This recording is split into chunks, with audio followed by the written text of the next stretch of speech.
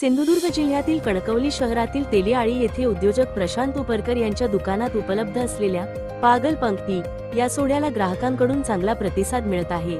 ताजेतवाने चव आणि वेगळेपणामुळे या सोड्याची चर्चा परिसरात होत असून अनेक ग्राहक आवर्जून या दुकानाला भेट देत आहेत। उन्हाळ्याच्या दिवसात थंडगार आणि रुचकर पेय म्हणून पागल पंक्ती सोड्याची मागणी वाढली आहे। ग्राहकांच्या पसंतीमुळे या उत्पादनाने अल्पावधीतच स्वतःची वेगळी ओळख निर्माण केली आहे।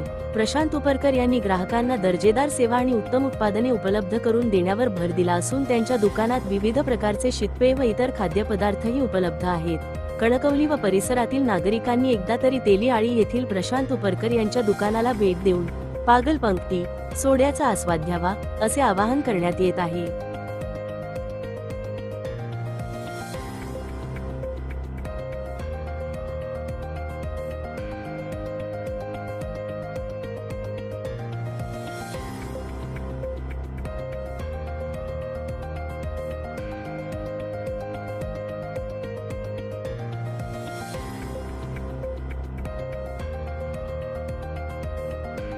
पण एक दिवशी मित्रासमेत कणकवलीला फिरायला आलो होतो आणि तिथे आलं तर मी मोबाईलवर बघितलं पागलपण सोडा हे नवीन नाव ऐकलं होतं। पागलपण सोडा काय असतो हे पाहावं म्हणून मी कणकवलीला आल्यानंतर चौकशी केली। त्यांनी चौकशीनंतर मला सांगितलं अमुक ठिकाणी चला। त्या ठिकाणी मी आलो, त्या मालकांना सांगितलं व तुमचा सोडा प्रसिद्ध आहे असं मी ऐकलं आहे, तर तो सोडा द्या।